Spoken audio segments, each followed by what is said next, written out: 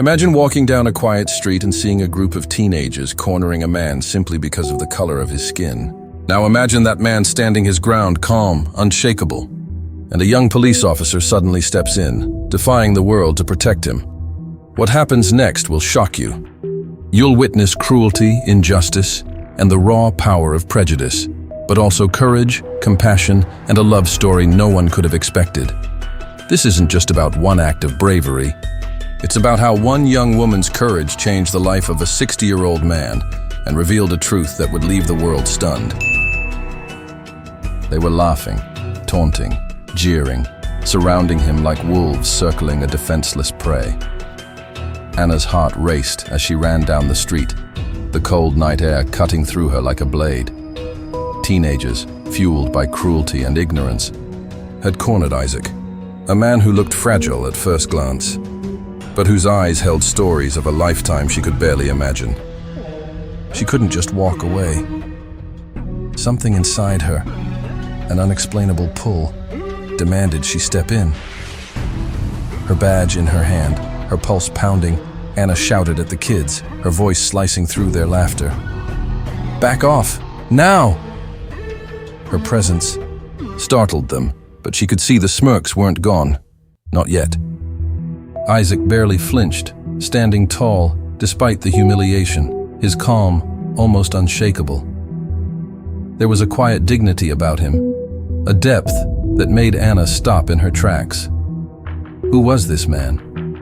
Why did he seem so untouchable, even in the face of ridicule? She helped him up, brushing off his coat, and something in that simple act ignited a spark she didn't expect, an intensity that scared her as much as it fascinated her. As the teenagers fled, tossing insults over their shoulders, Anna felt a strange mix of adrenaline and something deeper. Curiosity, admiration, maybe even a pull she couldn't name. Who was he really? And why did her heart tighten when he looked at her with those calm, knowing eyes? She walked him home, every step echoing in her mind like a drumbeat of unanswered questions. There was a past here. She could feel it, hidden, heavy, powerful. And as she glanced at him, she realized she was looking at someone far more than an old man on the street. Something about him made her forget the world around them. And suddenly, she wasn't sure if she was protecting him or if he was about to change her life forever. Anna had no idea that the man she had saved in a random act of courage would become the center of a story she could never have imagined. One that would challenge everything she thought she knew about love, age, and destiny. Because Isaac wasn't just any man. And when Anna finally learned who he truly was, it would leave her, and everyone around her, utterly stunned. Who was Isaac really? And what secret had he been hiding all these years? And more importantly, could she ever see him the same way again once the truth came out? Anna had always believed in the simple rhythms of life. The quiet comfort of her morning coffee, the weight of her badge on her chest, and the small sense of purpose that came from walking the streets of her city, keeping people safe. At 26, she had worked her way up in the local precinct, earning respect from colleagues and strangers alike, though she never flaunted it. Her life wasn't glamorous, it was orderly, predictable, and just the way she liked it. Isaac, on the other hand, lived a life that few would understand at first glance. At 60, he walked the city streets with a slow, deliberate pace, his eyes always alert, his posture dignified. He was the kind of man who drew glances, not because of flamboyance, but because there was something in his calm, measured presence that commanded attention. Neighbors often whispered about him. Some called him mysterious. Others judged him quietly, shaking their heads at what they didn't bother to understand. Yet Isaac moved through the world with grace, never letting society's narrow opinions define him. On that particular spring morning, the sun had just begun to spill golden light across the cracked sidewalks. Children played nearby, their laughter echoing through the streets, and shopkeepers opened their doors with sleepy smiles. Anna was finishing her morning patrol, nodding at familiar faces, feeling the comforting normalcy of her routine. Isaac, as usual, was tending to the small urban garden he had cultivated in the lot beside his apartment building, a splash of green in an otherwise gray neighborhood. Life seemed ordinary, almost serene. But beneath that calm surface, tensions simmered. Some of the neighborhood teenagers had already begun to notice Isaac's difference. The color of his skin, his quiet confidence, his age. They whispered, snickered, and sometimes stared, letting their judgment linger like a shadow. The city was bustling, full of people who moved through their lives too quickly to see one another. Yet even in the crowd, prejudice had a way of creeping in unnoticed. Anna, walking past, sensed something almost intangible, a slight tension in the air, a shift in the way people glanced at Isaac. She didn't yet know the magnitude of it, but the world around them had already started laying invisible lines of division. In that moment, she saw a man who deserved respect, yet was on the verge of being pushed aside by the casual cruelty of others. Something inside her tightened, not from fear, but from recognition. She knew, even without realizing it fully, that the peaceful rhythm of their days was about to be shattered. Little did Anna know.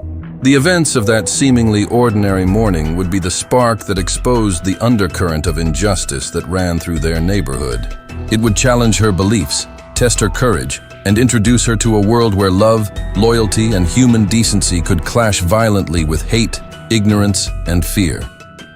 And in the heart of it all was Isaac, a man the world underestimated, yet whose life was about to become entwined with hers in ways neither of them could have imagined. The calm before the storm had settled.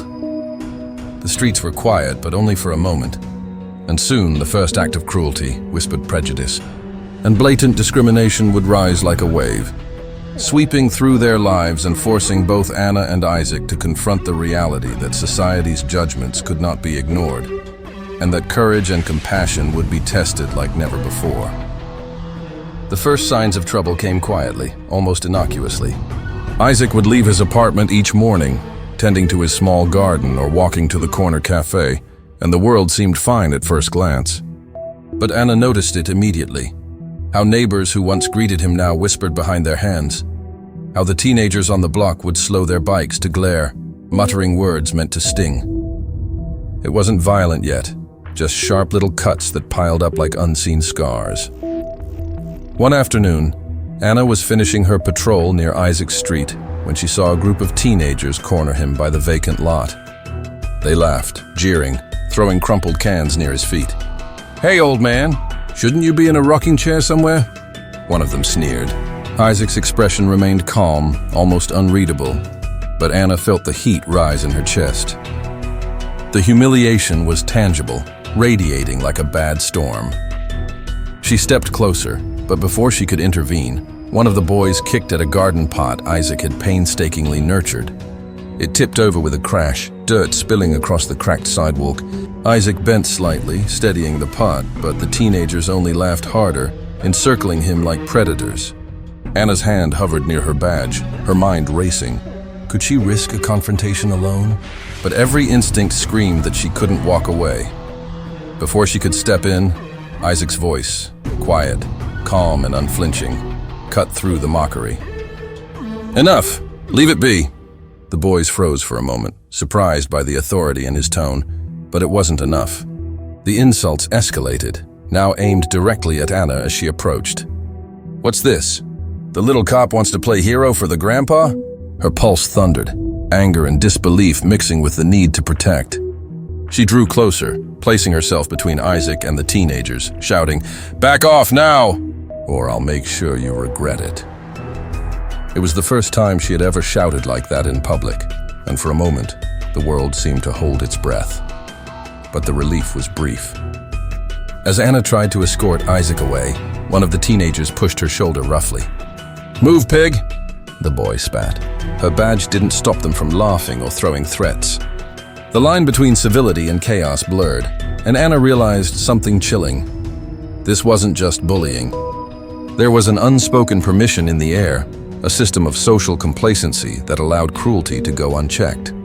People walked by without stepping in, watching, judging silently. Over the next few weeks, the harassment grew. Isaac's quiet walks became dangerous. Spray paint appeared on the walls near his garden. Slurs and threats scrawled carelessly but boldly. Anna found herself patrolling longer hours, waiting, watching, and intervening. But it was never enough. The system seemed stacked against them. Even when she reported the incidents to her precinct, the response was lukewarm, a mixture of paperwork and warnings that barely scratched the surface. Then came the most public humiliation. A video surfaced on social media, the teenagers cornering Isaac, mocking him, and shouting racial slurs as Anna tried to intervene. Views skyrocketed. Comments were cruel, divided between condemnation and twisted humor at his expense. Isaac, once respected and dignified, became a spectacle. And Anna? She was scrutinized too, accused of overstepping her authority, of being emotionally involved. Yet through all of it, there were small, defiant victories. Isaac never lost his composure, never struck back. Anna never wavered, even when her superiors suggested she step back for her own good. And slowly, a bond formed between them, a quiet understanding born from shared struggle, from witnessing the ugliness of the world together, from standing against injustice when no one else would. But just as they found a rhythm in their defiance, a new threat emerged, a confrontation that would push Anna to the edge, challenge her beliefs, and force Isaac to reveal secrets he had kept for decades. Something about the next encounter felt different, more dangerous. The tension on the streets had shifted from casual cruelty to something calculated, personal, almost inevitable. Anna's grip on her badge tightened as she glanced at Isaac, sensing that whatever was coming next could change everything. Could they withstand it? Could courage and compassion really survive in a world so eager to judge and destroy? Or would the cruelty of others finally have its way? The storm wasn't coming. It was already here. And in the heart of it, Anna realized she was no longer just a bystander. She was part of the story, part of the fight, and part of a connection that would test the very limits of fear, love, and justice. The sun was dipping low, casting long shadows across the street as Anna walked alongside Isaac, her senses taut with anticipation. The harassment had escalated over the past few weeks, but tonight felt different, darker, sharper, more deliberate. She couldn't shake the feeling that something had changed in the air, like the city itself was holding its breath, waiting for the inevitable storm. They rounded the corner near the abandoned lot that had become Isaac's unintentional battleground. The teenagers were there, of course, smirking in groups as if they had been waiting for him all day. But tonight they weren't alone. Other onlookers had gathered, neighbors, some curious, some complicit, watching silently as the confrontation unfolded. Anna's stomach knotted. She had hoped that the visible support from a few locals might deter the bullies, but this crowd was different. Their silence felt heavy, almost encouraging the cruelty. One of the teenagers stepped forward, his voice sharp, mocking, filled with a venom Anna hadn't heard before. "What's this, old man? You really think you belong here?" The words cut through the evening air, echoing off the brick walls like a challenge. Isaac's posture remained calm, but Anna could see the tension in his jaw, the way his fingers tightened slightly around his coat. Without warning, one of the boys shoved him roughly, knocking him against the low wall of the lot. Dirt and debris flew up, and Isaac staggered, catching himself just in time. Anna's instincts ignited. She shouted, moving in front of him, raising her voice, her badge clattering against her chest. "Back off! I said now!" But the words barely registered. The group surged forward as a unit, fueled by teenage bravado and a societal sense of impunity. One boy aimed a kick at Isaac, and Anna reacted instinctively, grabbing his arm and yanking him away just in time. The crowd gasped, some murmuring in shock, others laughing cruelly. Isaac finally spoke, his voice calm, but carrying the weight of years she hadn't yet understood. "Enough, stop this nonsense. You're better than this." "Better?" The boy spat, sneering. "You don't even belong here." The words were sharper than any punch, loaded with hatred and dismissal, and Anna felt fury bubble inside her. The injustice, the blatant racism, the cowardice of the bystanders, it all came crashing down on her at once. She was livid, trembling, yet determined. Then one of the teenagers lunged, swinging a bottle toward Isaac. Time seemed to slow. Anna's hand shot out instinctively, deflecting the bottle, but it shattered against the pavement, spraying shards around them. The crowd screamed, some stepping back, others frozen in a mix of fear and fascination. Anna's voice cut through the chaos, sharp and unwavering. "I will not let you touch him. Not one step closer!" Her badge flashed under the dying sunlight, a symbol of authority she had never felt so desperate to enforce. But the harassment wasn't just physical anymore. It was systemic, societal, a weight pressing down that neither she nor Isaac could escape. Then came the moment that would change everything. A car door slammed nearby, and an older man in a business suit emerged, looking around with a measured, almost unnervingly calm gaze. The teenagers faltered for just a moment, sensing something they didn't understand. Anna didn't recognize him immediately, but she felt the energy shift, a strange electricity that tightened the tension in the air. Isaac took a step forward, and for the first time, Anna noticed the faint glint of wealth in the way he moved. The quiet assurance. The commanding presence that belied his age. He looked at the teenagers, and his calm wasn't resignation anymore. It was authority. Power. And Anna realized something she hadn't dared to consider. Isaac wasn't just a man being attacked. He was a man with the ability to change the narrative entirely. The lead bully, sensing the shift, snarled and shoved Isaac again. This time, Anna didn't step in first. She watched as Isaac, with deliberate patience, straightened his shoulders and met the boy's gaze. There was a moment, a tense electric pause, where the street itself seemed to hold its breath.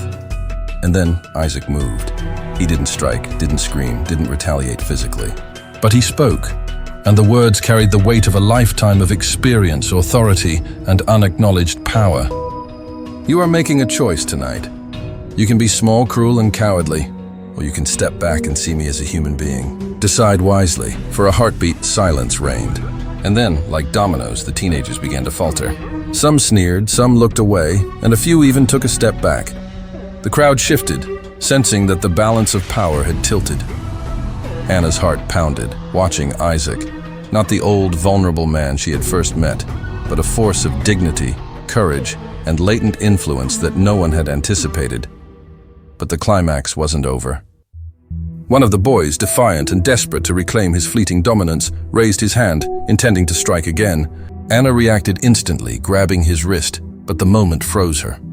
Isaac's gaze met hers, calm, almost unreadable, but with a subtle signal. "Trust me." And in that split second, Anna understood. The man she had saved, the man who had endured relentless cruelty, had a plan she couldn't yet comprehend. Then, without warning, Isaac's voice rose, commanding attention, cutting through the street noise. "Enough!" The effect was instantaneous. The boy froze mid-motion, the other teenagers faltered, and Anna felt a shock of realization sweep over her. Isaac wasn't just a victim. He had been underestimated, dismissed, and even mocked. But tonight, he claimed the narrative. And Anna realized, with a mix of awe and disbelief, that everything she thought she knew about this man, the quiet, dignified neighbor, the target of cruelty, was only a fraction of the truth. As the sun dipped completely below the horizon, the shadows lengthening across the street, the crowd began to disperse, leaving Anna and Isaac alone amidst the wreckage of a shattered pot, broken glass, and bruised pride. She looked at him breathless, heart racing, and for the first time truly saw him, not just the man who needed protection, but the man who could command it. And then, in a quiet, almost conspiratorial tone, Isaac said something that made Anna's stomach twist and her mind reel. "You have no idea who I really am. But soon, you will."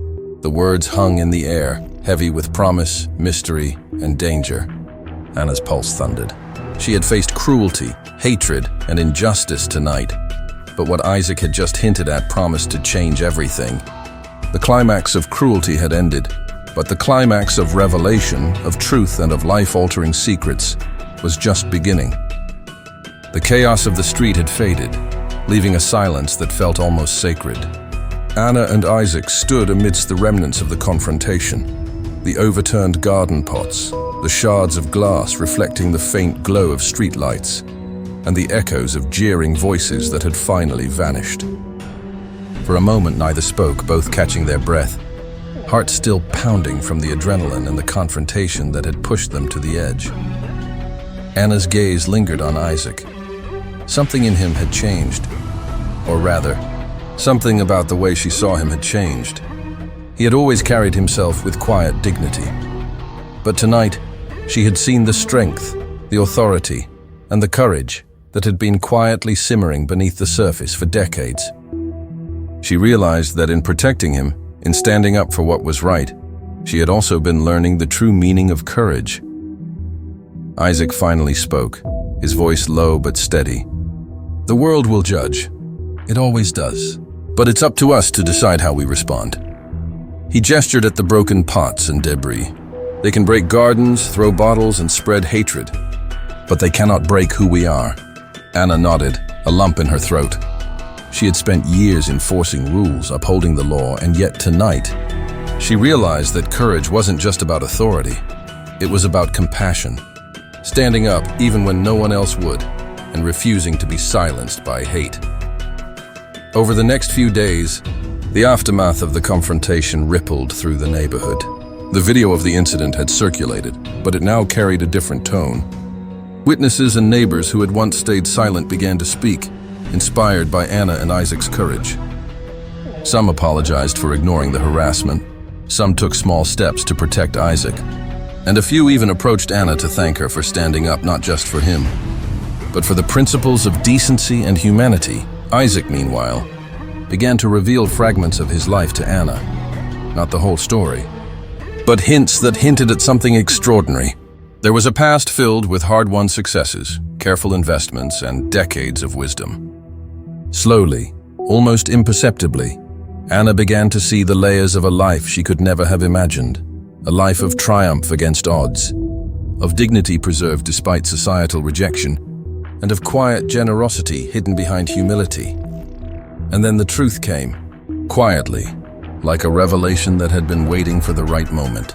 Isaac invited Anna to his apartment, not the modest space she had assumed, but a luxurious penthouse overlooking the city. The furniture was elegant, the art tasteful, and the view breathtaking. And in that moment, Anna understood the full scale of what she had been witnessing all along. Isaac wasn't just a man who had endured prejudice.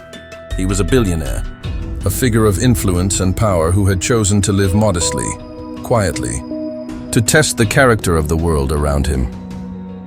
Anna felt a swirl of emotions: shock, disbelief, awe, but above all, a deep respect. She realized that the courage she had witnessed wasn't just in her actions, but in Isaac's life.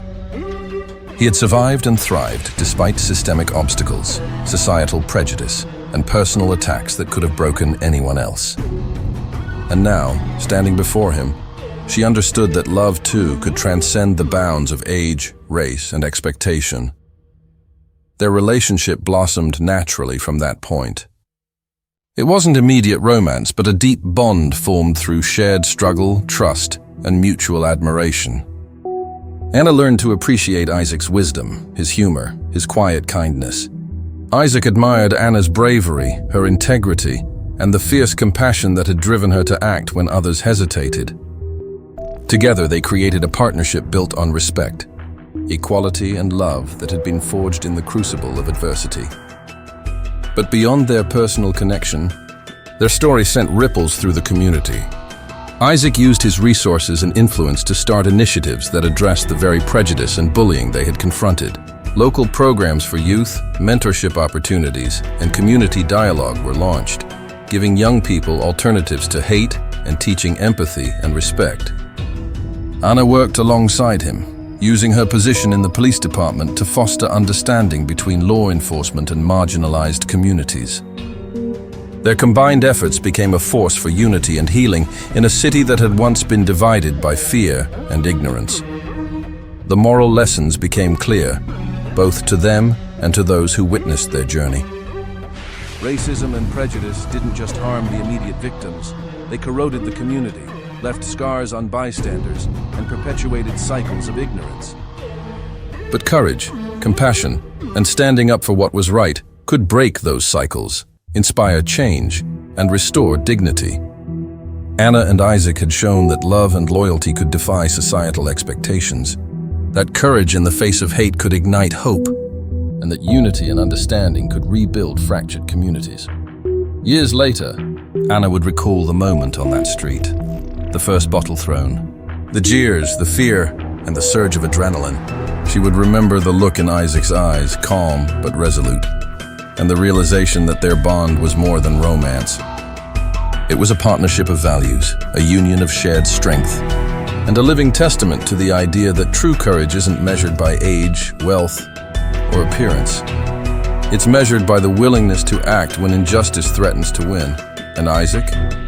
He would always remember the young policewoman who saw him, not the age, not the skin, not the judgments of others, but the human being beneath it all. Her bravery had rekindled something in him, reminded him that even in a world eager to judge and dismiss, there were people willing to stand, to fight, and to love. Their story became a quiet legend in the neighborhood, the tale of an old man who refused to be diminished by prejudice, and a young woman who refused to look away. Together they demonstrated that while racism and cruelty could wound, they could never define the worth of a person or the capacity of the human heart to love.